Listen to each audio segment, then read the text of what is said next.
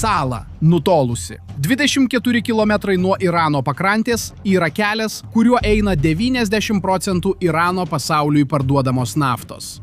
Dešimtmečius Irano režimas tvirtino, kad to niekada neleis. Jie pastatė bunkerius, įrengė raketas ir aplink išdėstė karo laivus. 2026 metai, kovo mėnesį, amerikiečių bombonešiai pakilę iš Jungtinės karalystės daugiau nei už 6000 km pasiekė šią salą ir per naktį sunaikino 90 taikinių. Raketų bunkeriai, jūrinių minų sandėliai, oro gynybos sistemos, oro uosto valdymo bokštas.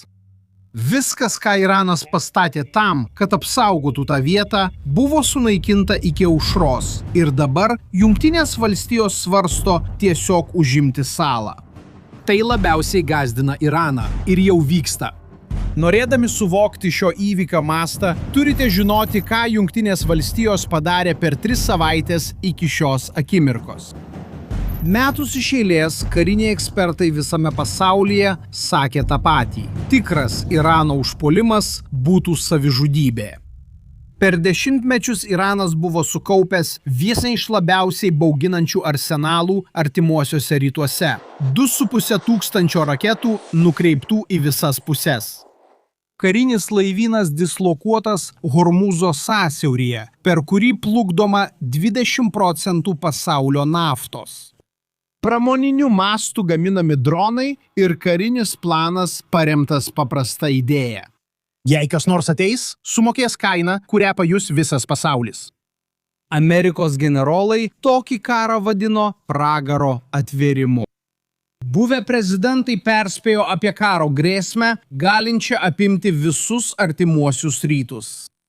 Tačiau tada, 2026 m. vasario 28 d. Jungtinės valstijos ir Izraelis nuėjo ir tai padarė. Buvo 7 ryto Teherano laiku, kai dangus sprogo. Irano aukščiausiasis lyderis Ali Chamenėjus valdė šalį geležinę ranką daugiau nei 30 metų. Jis išgyveno sankcijas, generolų nužudymus, kibernetinius išpolius, įvairiausius spaudimus. Jis buvo režimo pasipriešinimo simbolis, kurio vakarai niekada nepalietė. To rytą jis buvo miręs.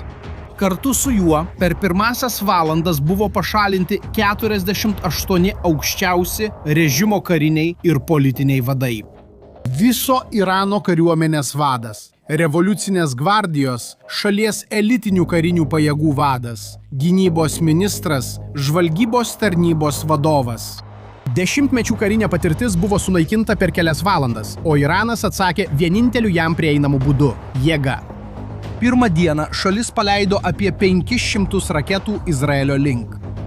Jėgos demonstracija, kuri atrodė patvirtino visas baimes, rodė, kad net ir žuvus vadovybei Irano karo mašina vis dar veikia. Tačiau tai, kas nutiko per kitas 20 dienų, viską pakeitė. Jungtinės valstijos ir Izraelis ne tik bombardavo atsitiktinius taikinius, jie sistemingai ardė Iraną, dalį po dalies, tarsi ardytų variklį, pradedama nuo oro gynybos. Iranas turėjo visos šalies priešlėktuvinės gynybos tinklą, neleidusi lėktuvams laisvai skraidyti virš jo teritorijos. Be jo šalis tapo visiškai pažeidžiama. Per mažiau nei savaitę sunaikinta 80% šio tinklo. Kas nutinka praradus 80% oro gynybos? Amerikiečių milžiniški B-52 bombonešiai 70 metų senumo ir be nematomumo technologijos pradėjo skraidyti virš Irano, galėdami gabenti tonas bombų. Tarsi tai būtų treniruočių pratybos, nes jiems tai beveik ir buvo. Irano dangus buvo atviras, bet tai nebuvo pabaiga. Raketos buvo pagrindinis Irano koziris, visi šie per daugelį metų sukaupti sviediniai. Planą buvo paleisti tiek daug raketų vienu metu, kad priešo gynybos sistemos nesugebėtų numušti visų. Metalo lietus padarantis konfliktą nepakeliamu. Pirmąją dieną Iranas paleido beveik 500 raketų. Atrodė, kad planas veikia. Po 10 dienų šis skaičius sumažėjo iki mažiau nei 40 per dieną, o po 20 dienų beveik iki 0. Ir norite sužinoti, kaip tai buvo įmanoma? Jungtinės valstijos ir Izraelis sunaikino 300 paleidimo aikštelių, eliminuodami 65% Irano raketų galios. Gamyklos, kurios per mėnesį gamino 100 naujų raketų, buvo subombarduotos. Kokia prasmė turėti tūkstančius raketų, jei negali jų paleisti? Ir dronai patyrė tą patį likimą. Iranas buvo stipriai investavęs į pigius atakos dronus. Tuos pačius modelius, kuriuos tiekė grupuotėms visuose artimuosiuose rytuose. Po 20 dienų nuo karo pradžios paleidimų skaičius sumažėjo 95%. Dabar pereiname prie istorijos dalies, apie kurią retai kas pasakoja, nors ji turbūt įspūdingiausia. Irano karinis jūrų laivynas buvo Hormūzo sąsiaurio sergėtojas, fregatos, povandeniniai laivai, patruliniai laivai, greitaeigės valtys. Būtent ji užtikrino, kad Iranas galėtų, jei panorėtų, uždaryti svarbiausią pasaulyje naftos prekybos koridorių. Amerikiečių admirolas Bredas Cooperis, atsakingas už JAV pajėgas artimuosiuose rytuose, kovo 16-ąją pranešė, kad sunaikinta arba smarkiai apgadinta daugiau nei 100 Irano laivų. Kad įsivaizduotumėte, Iranas prieš karą turėjo 109 karinius laivus ir laivelius. Tačiau vienas įvykis, geriau nei bet kuris skaičius apibendrina, kas nutiko Irano kariniam jūrų laivynui. Ši detalė naujienose beveik neminėta ir pati netikėčiausia. Fregata Iris Dena buvo flotilės pasididžiavimas. Modernus karo laivas, dislokuotas Indijos vandenyne už 1000 kilometrų nuo konflikto. Jos įgula tikriausiai manė, kad yra pakankamai toli, kad būtų saugus. Amerikiečių povandeninis laivas tyliai ją sekė, paleido torpedas ir nuskandino prie Šri Lankos krantų. Bent 87 įgulos nariai nugrimzdo į dugną su ją, be įspėjimo ir galimybės pabėgti. Tai buvo pirmasis laivas, kurį povandeninis laivas nuskandino nuo Falklando karo 1982 metais. Praėjus 44 metams Amerikos karinis jūrų laivynas parodė, kad nėra saugios vietos, kai jis nusprendžia veikti. Iranas liko be karinio jūrų laivyno. Ir būtent tokioje situacijoje, kai oro gynyba buvo sunaikinta, raketos beveik išnaudotos, o karinis jūrų laivynas nuskendęs, Jungtinės valstijos ėmėsi žingsnio, kurį Irano režimas visada prisiekė, kad niekada neleis įvykti – Šargo sala.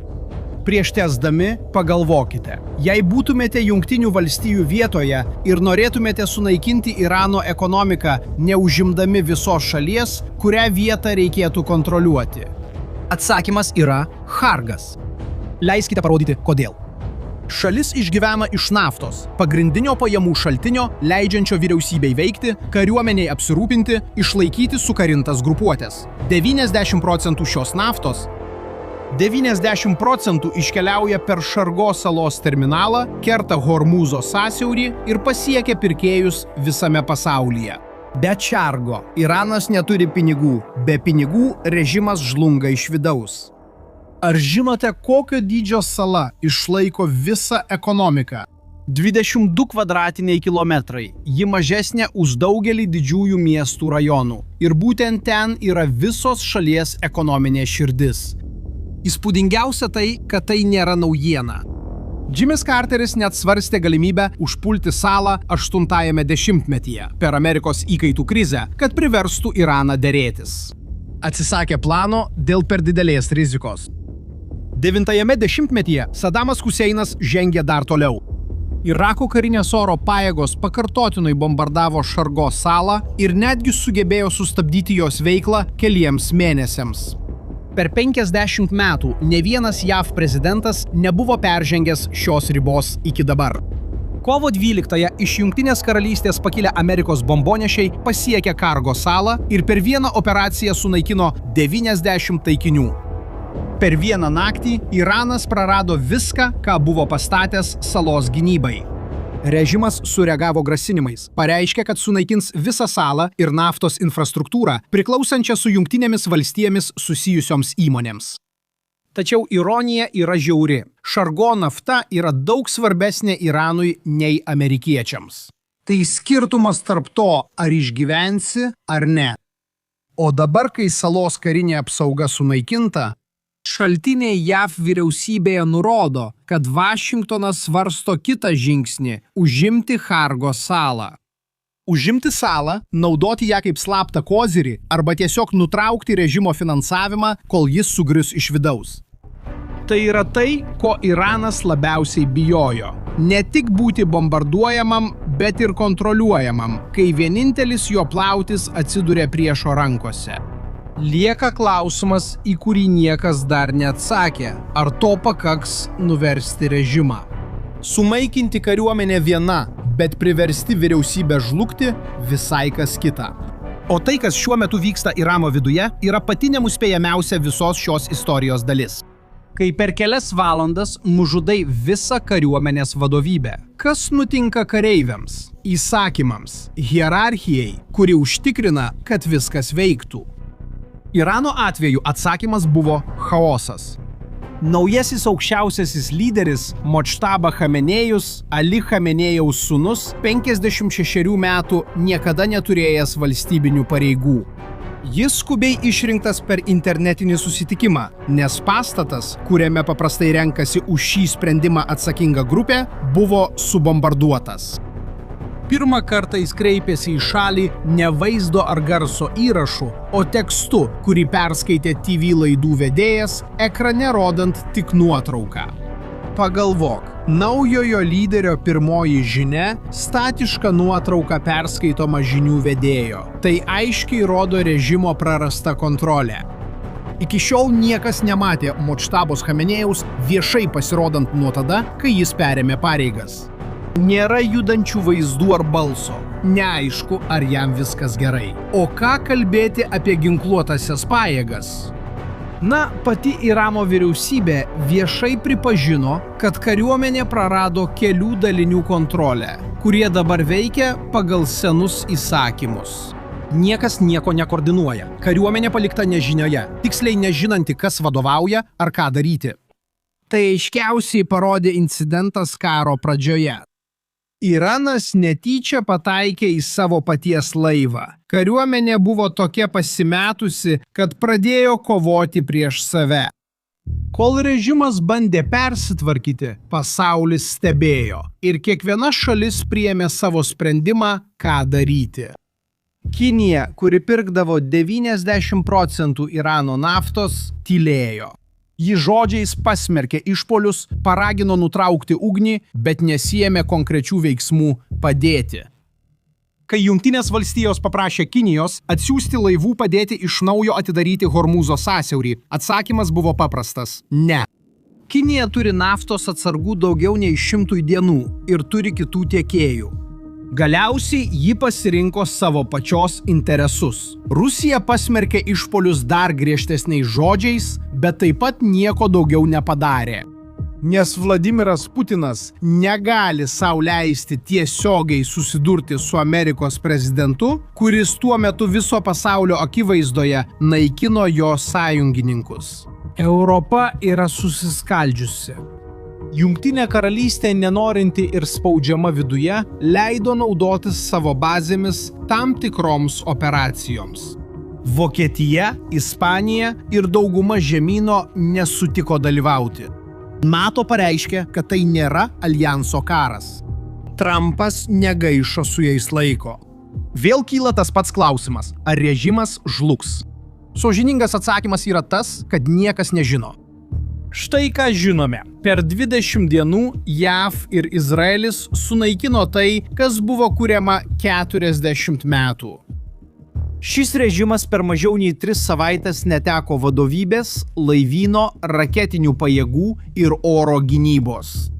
Ir sala, kuri finansiškai palaiko visą tai, dabar yra amerikiečių pasiekiamume. Amfibinis puolimo laivas USS Boxer ką tik išplaukė iš San Diego, kartu su juo USS Portlandas. ir USS Comstockas. Visi 3 laivai gabena 11-ąjį jūrų pėstininkų batalioną.